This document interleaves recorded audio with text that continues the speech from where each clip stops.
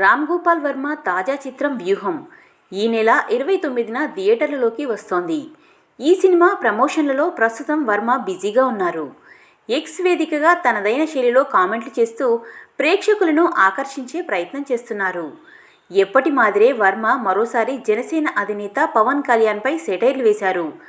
రామ్ గోపాల్ వర్మ మరోసారి ఆయనపై సంచలన వ్యాఖ్యలు చేశారు. పవన్ కళ్యాణ్ జనసేనలో చంద్రబాబు కోవట్ అన్నారు. వర్మ చేసిన ఈ కామెంట్స్ రాజకీయ వర్గాల్లో ప్రస్తుతం హాట్ టాపిక్గా మారాయి.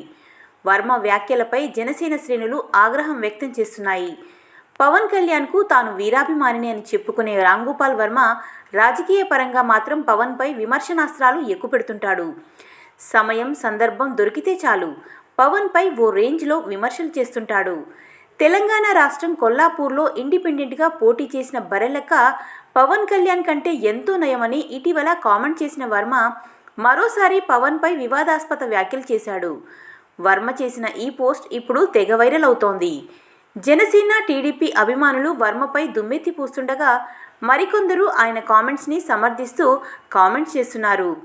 మొత్తానికి మరోసారి ఏపీ రాజకీయాల్లో వేలు పెట్టి రచ్చ చేస్తున్నారు వివాదాస్పద దర్శకుడు ఆర్జీవీ కామెంట్స్ గురించి మీ అభిప్రాయాన్ని కామెంట్ చేయండి.